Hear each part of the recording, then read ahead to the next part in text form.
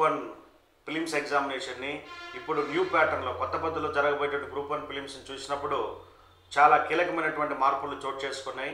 గతంలో ప్రిలిమ్స్లో ఒకే paper general studies paper ఉండేది.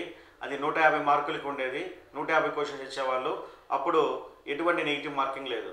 అయితే 2018 నుంచి కొత్తగా నెగిటివ్ మార్కింగ్ పెట్టడంతో కొంతవరకు ప్రిలిమ్స్ అనేది టఫ్ అయింది. అయితే ఇప్పుడు 2019లో జరగబోయేటువంటి గ్రూప్ 1 ప్రిలిమ్స్ ఎగ్జామ్ అనేది ఇంకా కీలకంగా మారింది. కారణం ఏమంటే ఇప్పుడు 2 పేపర్లు పెట్టడం అనేది ఒకటి, రెండవది నెగిటివ్ మార్కింగ్ ఉంచడం అనేది రెండవది. అయితే సెకండ్ పేపర్గా చెప్పుకోబడుతున్నటువంటి దీంట్లో arithmetic, reasoning, science and technology, current affairs సంబంధించినటువంటి దాదాపు 120 మార్కులకి అర్థమెటిక్, రీజనింగ్ 60 మార్కులకు ఉండడం అనేది ఇది కొంతవరకు గ్రామీణ ప్రాంత విద్యార్థులకి లేదా ఆర్ట్స్ బ్యాక్గ్రౌండ్ వాళ్ళకి కొంతవరకు ఇబ్బందికరమైన పరిస్థితే.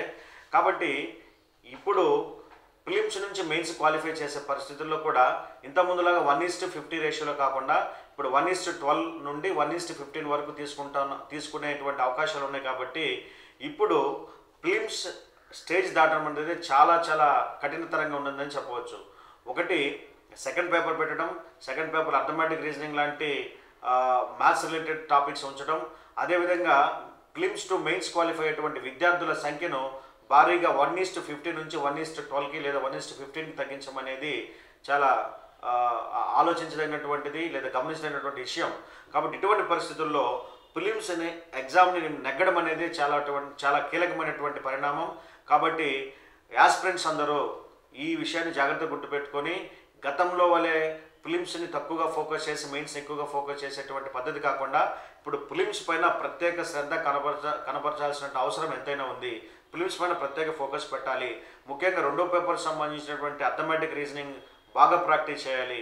కనీసం పేపర్ 1లో ఒక అరౌండ్ 90 to 100 మార్క్స్, పేపర్ 2లో 90 to 100 మార్క్స్ కనుక తెచ్చుకోగలిగినట్లయితే ఖచ్చితంగా ప్రిలిమ్స్ క్వాలిఫై అయిపోతాం.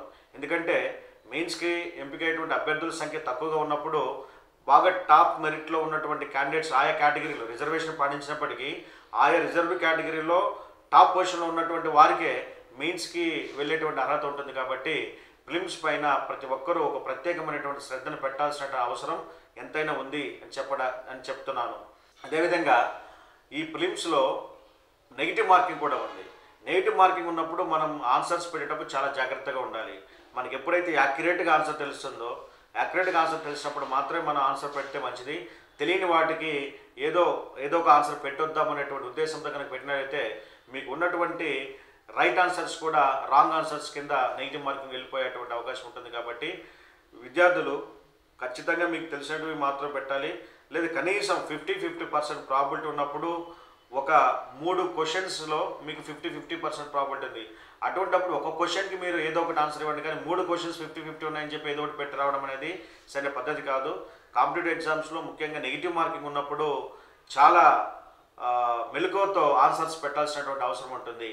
కాబట్టి ఒకవైపు నెగిటివ్ మార్కింగ్, రెండో వైపు సెకండ్ పేపర్లో ఉన్నటువంటి అర్థమెటిక్, రీజనింగ్, ఈ అంశాల వలన ఈసారి జరగబోయేటువంటి ప్రిలిమ్స్ ఎగ్జాము చాలా కీలకంగా మారబోతోంది.